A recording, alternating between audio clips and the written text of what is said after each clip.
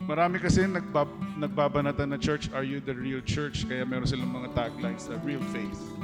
Medyo, for me, medyo tagilid yun eh. Kasi ang kingdom ni Lord is about relationships. Sabi ni Jesus, di ba? By this you will know that they are my disciples, by the love they have for one.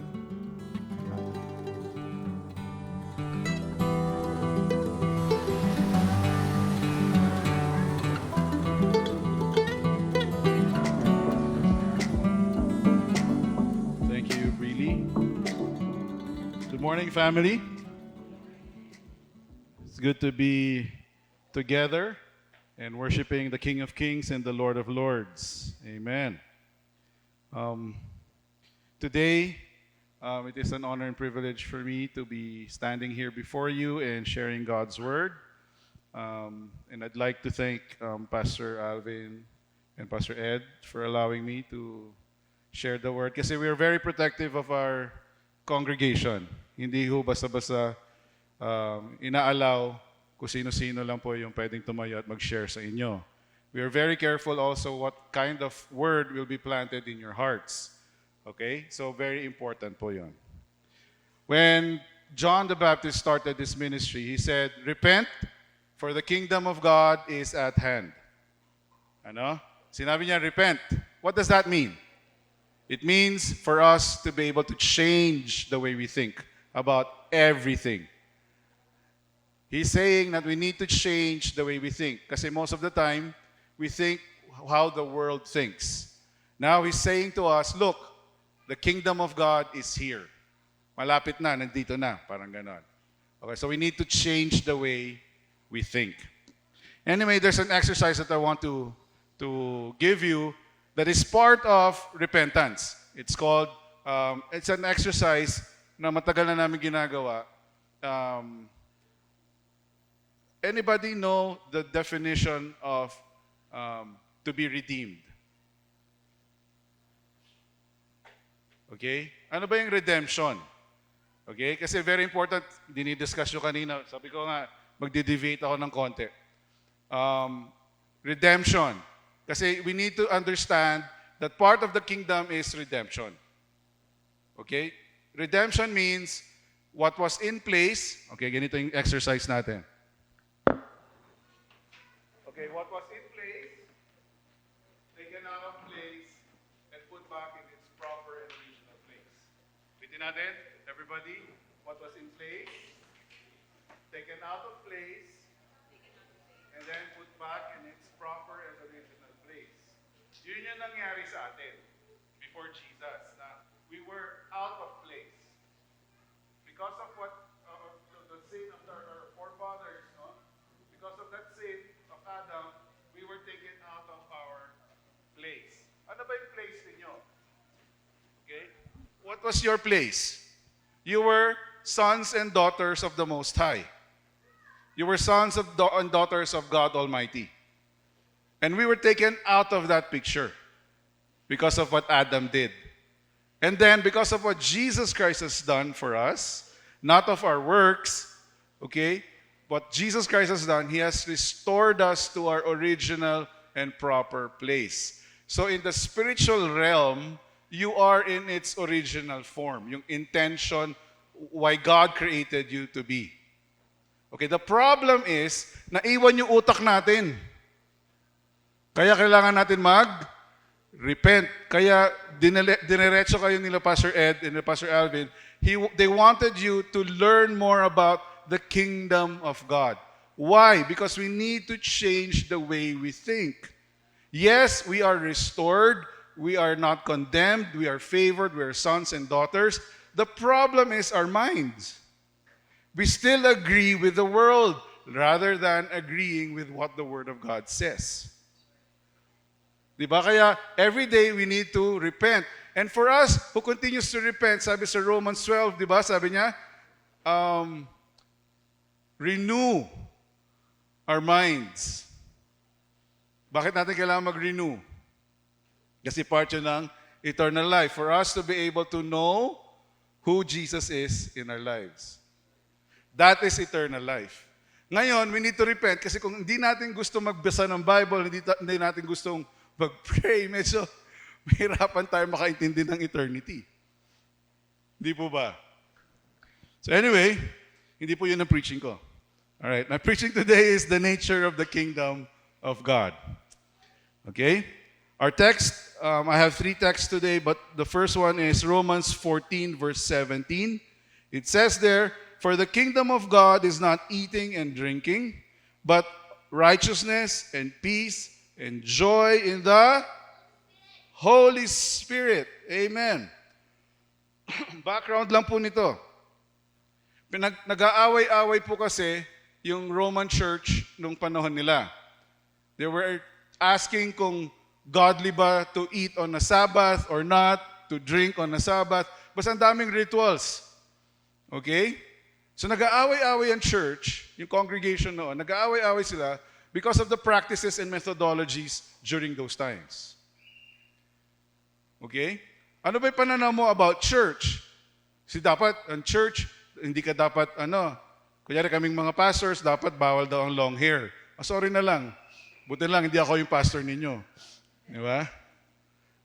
So pinag-aawayan nila certain things that aren't of the kingdom of God. So sinabi ni Paul, ano bang kingdom ni God? It's about righteousness, peace, and joy. Sabihin nyo, righteousness, peace, and joy in the Holy Spirit. Okay. We often mistake the kingdom for rules, rituals, or external structures like eating and drinking. Buti na lang dito sa good news, hindi bawal ang dinuguan, Uy, good news. Pwede tayo mag-igado. Pwede tayo pinapaitan. Di ba? But Paul corrects us. Sabi niya, the kingdom is an internal reality. Sabi niyo, internal reality.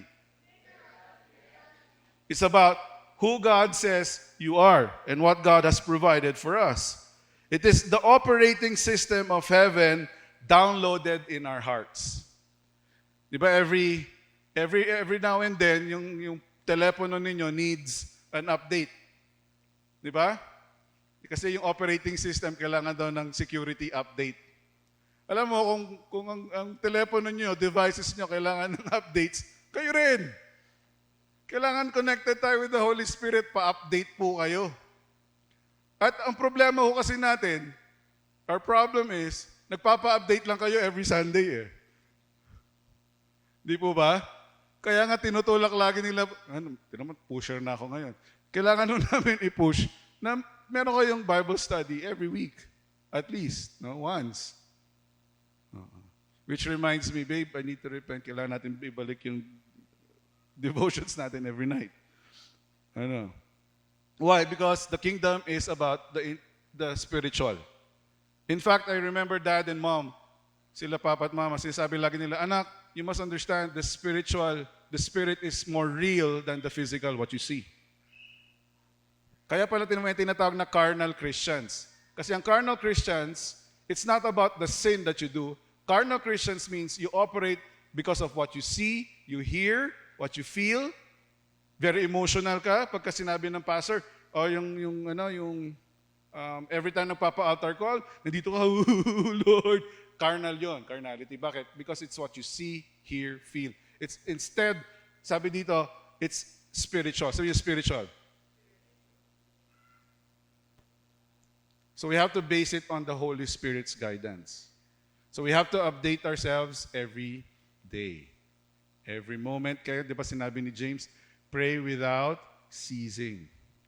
Okay, next. So, righteousness. This is our standing. So, in the kingdom of God, there's righteousness. Right standing.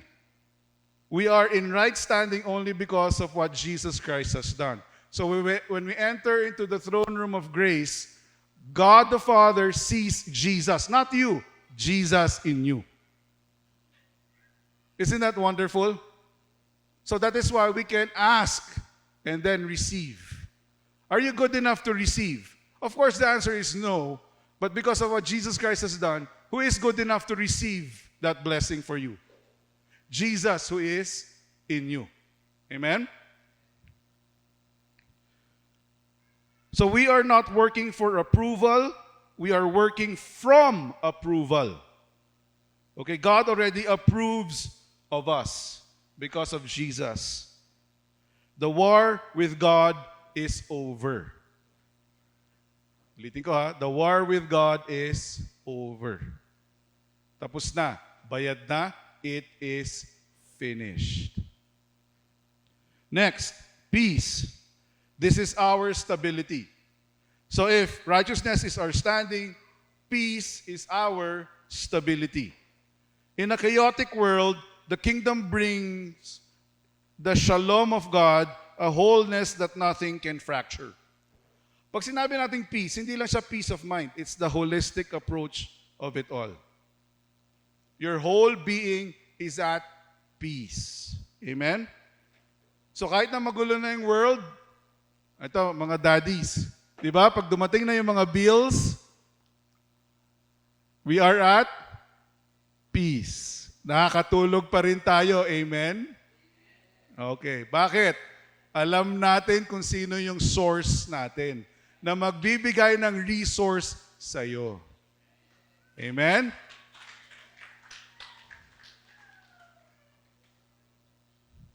Mga tatay, gumaganon eh. Pag gumanong ka, sabi ko sa'yo, repent. The next is joy. Joy is our strength. It is not just happiness based on circumstances. It is a deep, bubbling resilience that comes from the Holy Spirit. Sabi niyo, Holy Spirit.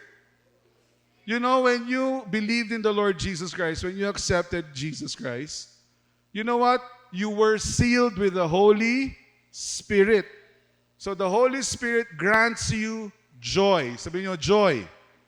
It is part of us. It's a fruit. Sabi niyo, fruit.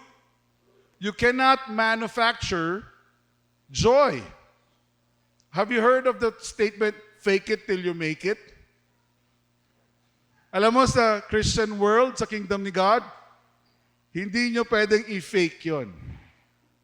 Okay? It can be only produced by the Holy Spirit in our lives. That's why the Bible is very clear that we continue to abide in God. Okay? Abide lang naman eh. Hindi naman niya sinabing perform for God. Sinabi lang niya is abide.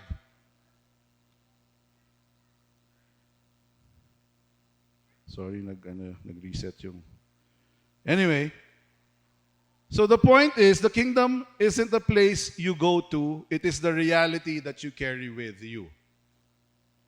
Ulitin ko po ha, it is the reality that you carry with you.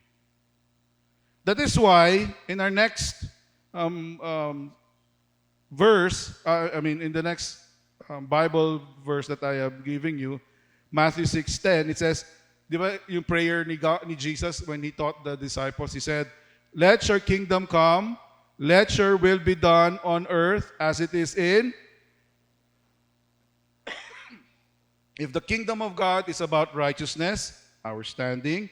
If the kingdom of God is about peace, our stability. If the kingdom of God is about joy, our strength, then the Lord's Prayer is a request for those three things to invade in our specific situation. I'm not sure what you're going through, but God wants to invade your situation. We are praying for a hostile takeover of earth's reality by heaven's reality. As it is in heaven. In heaven, there is no guilt, no condemnation, no anxiety, no depression, no hopelessness. Walang ganun sa heaven. Sabi mo sa katabi mo, walang ganun. Sa katabi mo naman na isa, sabi mo walang pangit sa heaven.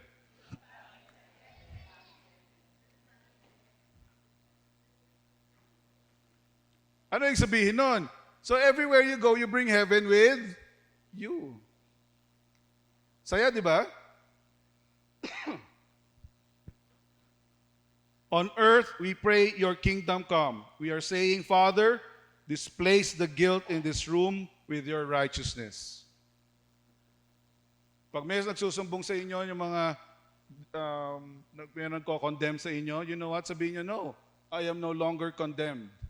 There is no condemnation for those who are in Christ Jesus. Pag sinasabi ni Satanas sa inyo, woo, agin holy. Hindi. Di ba? I-reject nyo yun. Why? Because in the Bible, it says there is no condemnation. Pag sinabing no condemnation, that means you are already holy. Because of Jesus. The Father, itong prayer rin natin, Father, displace the chaos in my family with your peace. Especially sa ating mga daddy o yung mga breadwinners dito, we have to pray this. Lord, sometimes we don't know where to get our money anymore, but you are my provider. Help me give me peace, that everything will be okay. Father, displace the heaviness in our church with your joy. Alam mo, sometimes, kung masyadong maraming rules, nawawala yung joy ng service. Ano? Sa amin kasi sa tagal na namin nagsuserve, alam niyo po, honestly, I'm telling you, I have repented of this a lot of times, over and over again. Because of my years in service sa congregation, sometimes po talaga nawawalan ako ng joy. Akala ko kailangan mag-perform. Meron ako certain standards, certain expectations na hindi natutupad. So nawawalan ka ng joy. Hindi naman yun ang basis pala ng kingdom ni Lord. Hindi po ba? Ang ganda nun, ano? Magandang lesson eh. So that is why sinasabi natin, even in our giving, hindi siya kailangan obligation sa inyo. It has to be out of the abundance of our hearts. And we need that only when the Holy Spirit, you allow the Holy Spirit to conquer your hearts.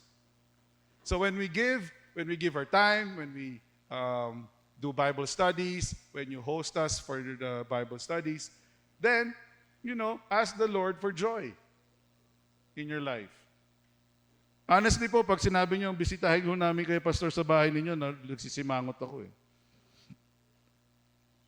Pero buti na lang, pinalitan nila Pastor Alvin na Pastor Ed, pag bumibisita sila, dadala sila kasi ng pagkain, so masaya kami. Anyway. So the prayer is that we are asking God to align His will with us. O tayo mag-align with Him. Okay? Ang prayer, hindi natin nire-request si Lord na mag-align with us. But tayo mag-align with Him. We are allowing the kingdom of God to invade. Okay? Next, in Romans 15, 5-7, hindi ko babasahin buo, now may the God of patience and comfort grant you to be like-minded toward one another, that you may be of one mind and one mouth, glorify the God and Father. Therefore, receive one another just as Christ also received us to the glory of God. Here's the missing link. How do you know if a church actually has the kingdom of God in our lives, of the righteousness, peace, and joy that we are talking about? You look at their relationships.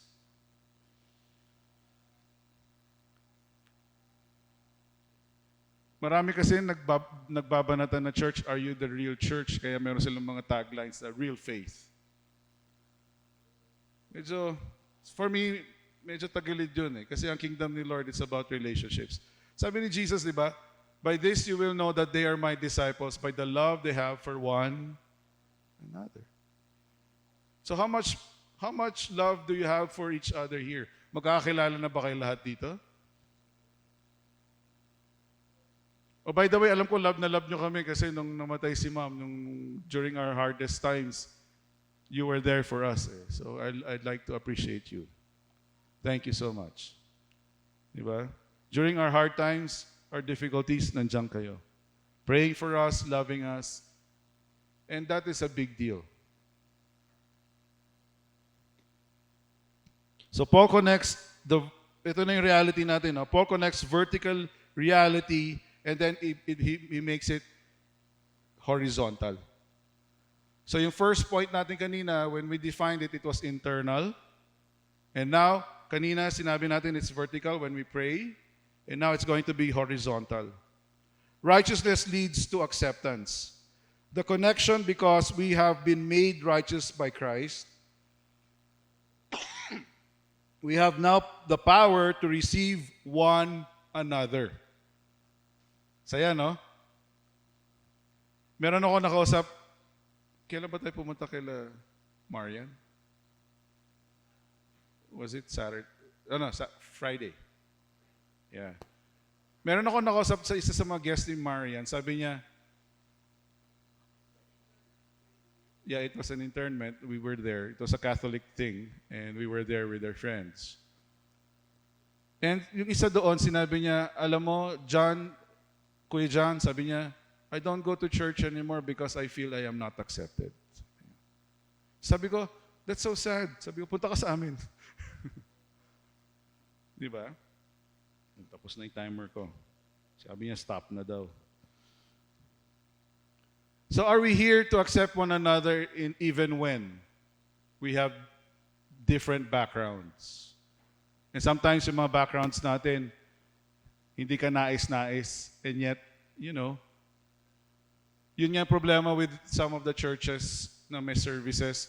Pagpasok mo pa lang, you feel na you're being judged. I hope here in Good News, we don't do that. We don't. O sabi ni Pastor Ed, we don't. Amen. So righteousness leads to acceptance. Peace leads to like-mindedness. Okay? The connection. You cannot have one mind with people if you are anxious, defensive, or striving. Only when the peace of God rules your heart can you lay down your preferences to live harmoniously with others. Buti na lang may Holy Spirit tayo, no? Parang hirap nitong mga requirements na to, So unity is visible proof of the invisible peace. So when you come here, kahit na sino pa yung nagli-lead, kung hindi mo trip yung music, okay lang po yun. Di ba? Anyway, we are united in one spirit. The last is joy. Joy leads to one voice. The verse says, with one mind and one mouth glorify God. That's why you are here. You are uniting in joy with us to glorify the King of Kings and the Lord of Lords. You cannot genuinely worship with one mouth if you are bitter.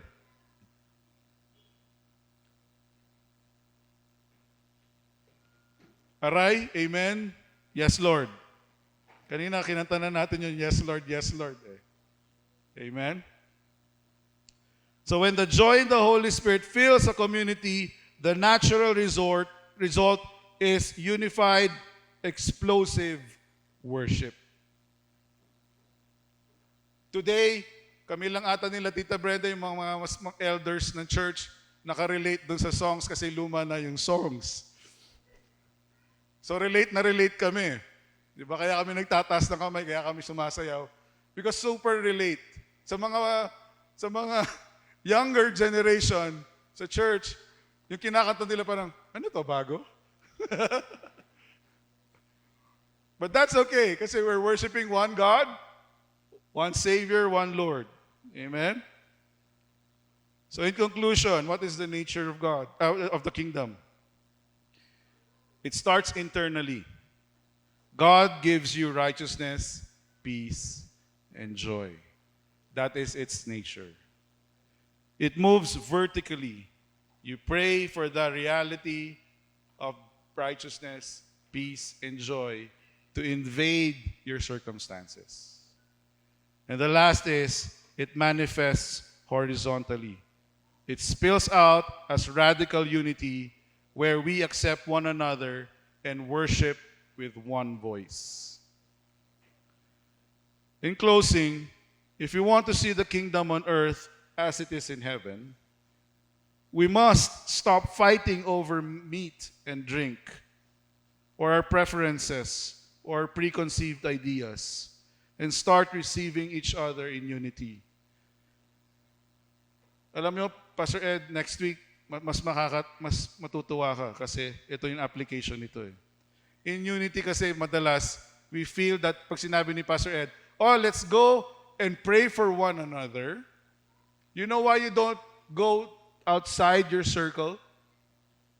Kasi you feel that when you pray for another person, you feel that your prayer madja-judge.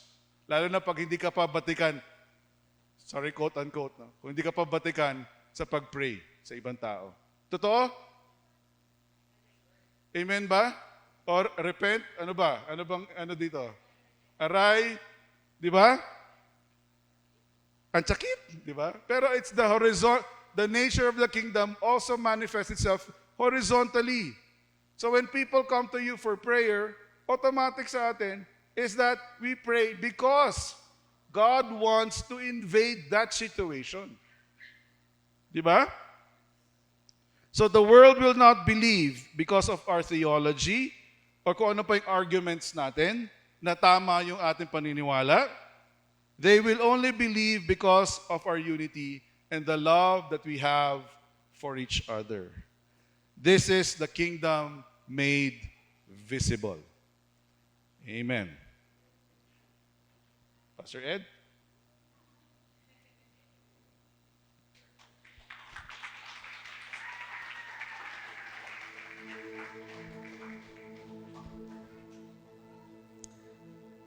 Thank you, Pastor John.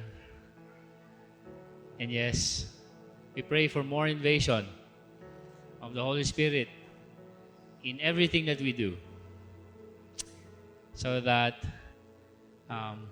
we will be listening to God's word and following the teachings of Jesus Christ. Let's all stand up and accept His blessing. Let's raise our hands. May the God of endurance and encouragement grant you to live in such harmony with one another in accord with Christ Jesus, that together you may, with one voice, glorify the God and Father of our Lord Jesus Christ. May the Lord watch over you as a faithful shepherd, guarding your steps and keeping your life secure in His hands.